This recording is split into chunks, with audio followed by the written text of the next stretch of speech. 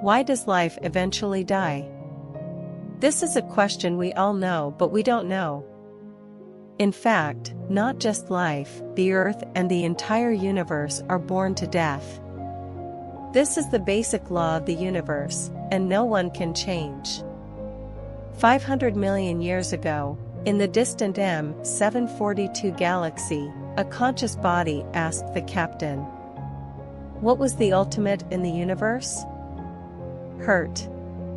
What is the injury? This concept is extremely powerful, but it is not so easy to understand.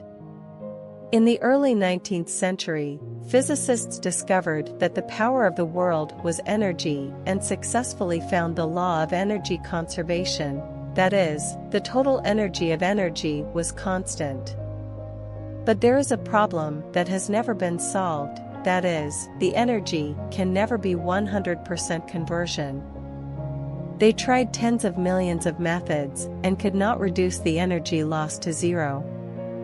Therefore, they were wasted during the conversion process. The energy that cannot be used again is called a business.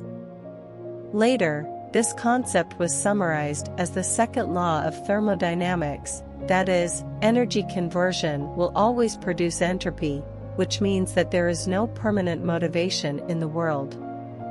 To put it simply, the injury can be metaphorized as chaos.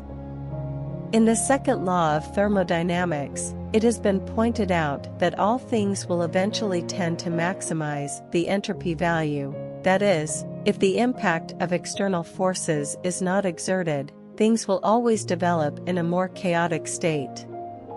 Why is it easier to get worse? Why does the house get more and more dirty? Why are good things in the world not firm? Cayenne is easy to disperse glazed crispy. It is precisely because it needs energy to maintain a good state. Without the involvement of energy, the beautiful state will end. The same is true of life. When a life is born, even if his entropy value starts to increase slowly, and food that maintains life is the energy of the reproductive. In other words, you are fighting against death from beginning to end.